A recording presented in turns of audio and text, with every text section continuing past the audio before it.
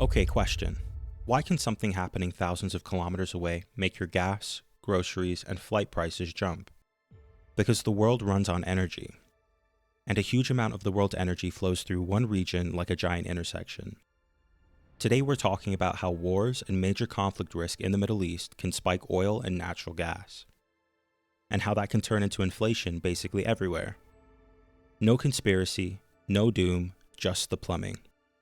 Let's make this visual. Here are some key countries in the energy story: Saudi Arabia, the United Arab Emirates, Kuwait, Iraq, Qatar, Bahrain, and Oman, and a few neighbors that matter for roots and regional stability: Egypt, Israel, Jordan, and Yemen. Now here are 3 geographic pinch points that matter: the Strait of Hormuz, the Suez Canal in Egypt, and Bab el-Mandeb, the narrow passage connecting the Red Sea to the Gulf of Aden. Think of these as narrow bridges on a highway. When the bridge feels risky, traffic slows, detours happen, and the toll goes up. Here's the first thing you need to understand. Energy prices can spike even before there's an actual shortage, because markets price in risk. If traders believe there's a higher chance of disruption, prices often rise immediately. The analogy? It's like surge pricing. Nothing about your ride changed, but demand for safety and certainty just went up. So the price includes an uncertainty surcharge. When the risk of conflict rises, oil prices usually move through 4 channels. Channel number 1, production risk. If oil fields, export terminals, pipelines, or power supply for facilities could be damaged, markets worry about less barrels. Channel number 2, shipping and insurance. If tankers have to reroute, slow down, or pay higher insurance, it reduces the effective supply.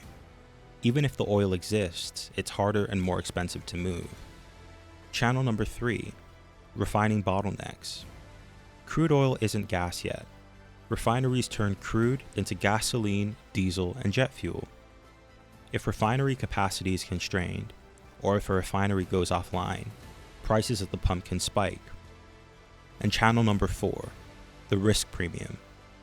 This is the emotional multiplier. When uncertainty goes up, traders demand a higher price to hold risk. Oil isn't just a product, it's also an emotion. Quick clarification: the price of crude oil is not the same as the price at your pump. Your pump price includes crude oil, refining, distribution, taxes, and local supply conditions. This is why 2 cities can have different prices on the same day, and why gas prices can jump even if crude oil is only up a little bit. Now natural gas. Gas markets can be even more chaotic than oil, because gas is harder to transport. Oil is pretty easy to ship in tankers, but gas historically moves by pipeline. That makes it regional. But there's also LNG, liquefied natural gas. That's gas cooled into a liquid so that it can be shipped. Qatar is a major liquefied natural gas exporter. So if conflict risk affects shipping routes near Qatar, liquefied natural gas delivery schedules and prices can react. Why does that matter? Because natural gas powers electricity, heating, and industrial production. So when gas prices rise, you can see it in electricity bills, and in the cost of making things like steel, cement, and chemicals. Okay, now the inflation part. Energy is a multiplier cost because it touches everything. If diesel costs more, trucking costs more. If shipping costs more, imports cost more. If electricity costs more, factories cost more. If farm energy costs more, food costs more. And here's the sneaky part. Oil and gas don't just move goods.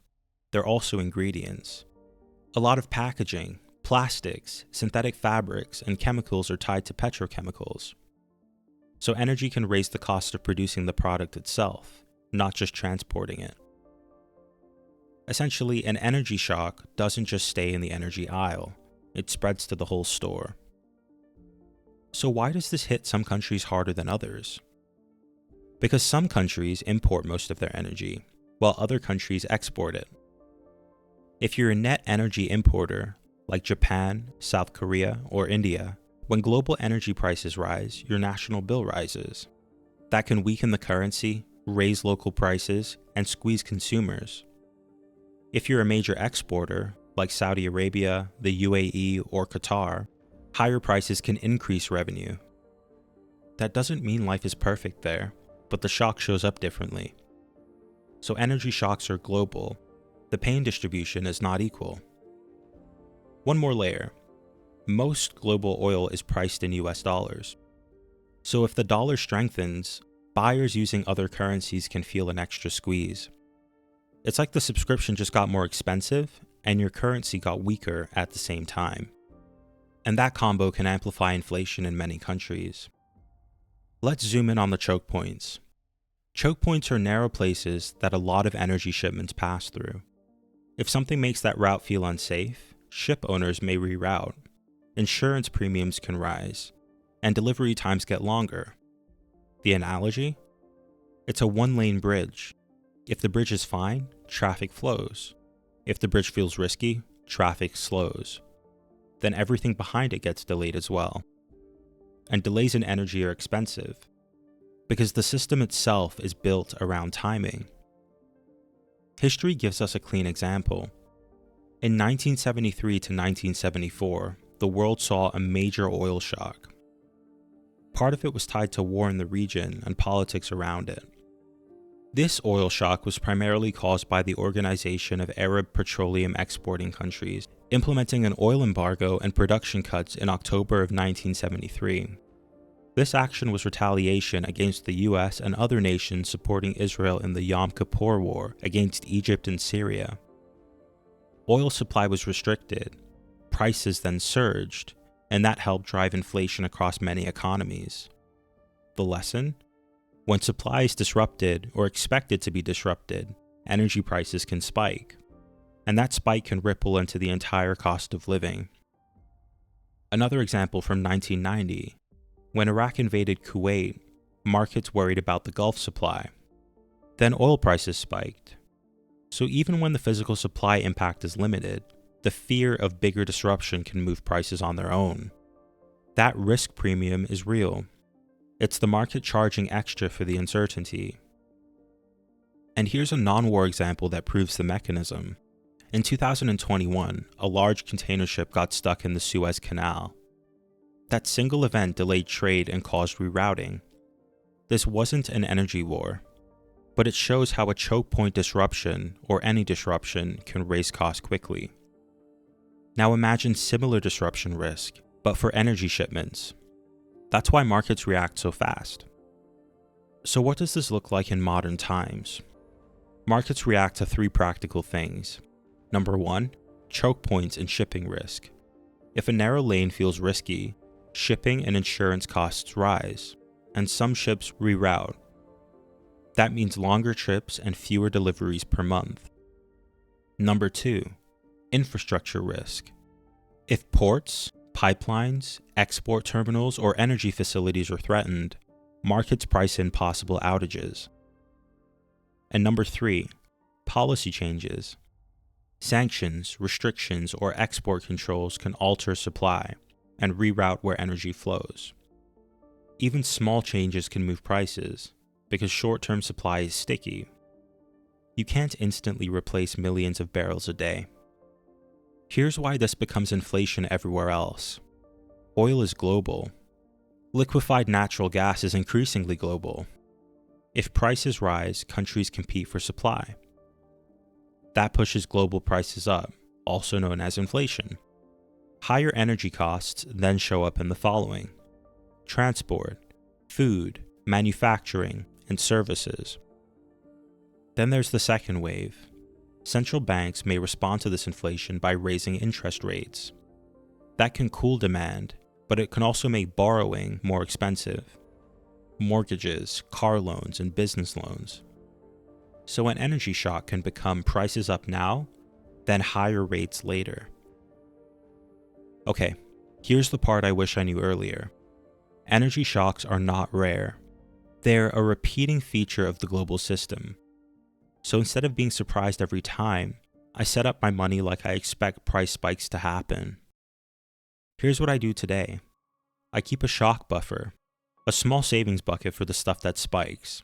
Transport, groceries, utilities. Even a little bit means the spike won't wreck my month. I'm also careful with variable rates. When inflation rises, interest rates often rise too.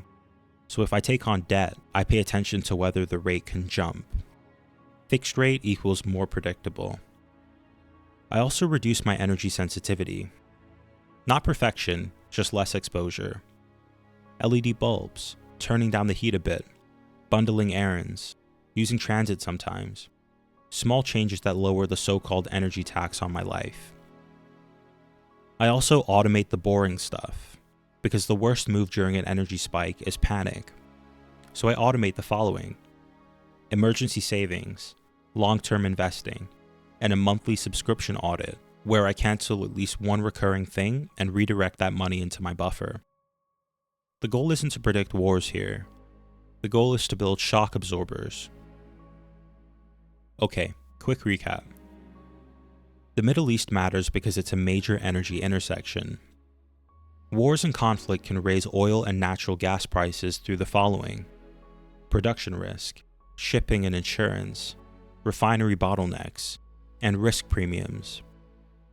Natural gas is regional, but liquefied natural gas makes it increasingly global. Energy shocks become inflation because energy touches everything. Net importers feel it harder, while exporters feel it differently. Oil priced in dollars can amplify pain when the dollar is strong. History, 1973 to 74, as well as 1990, show how fast energy prices can react. Choke points like the Suez Canal show why disruptions raise costs. And the one tip I wish I knew earlier: you don't need predictions, you just need shock absorbers. In the next episode, we're going to shift gears a bit and talk about the modern push for energy independence, also known as the grow your own food strategy. If this helped, hit like and subscribe while you're at it as well. Leave a comment as well. What price spike hits you the hardest?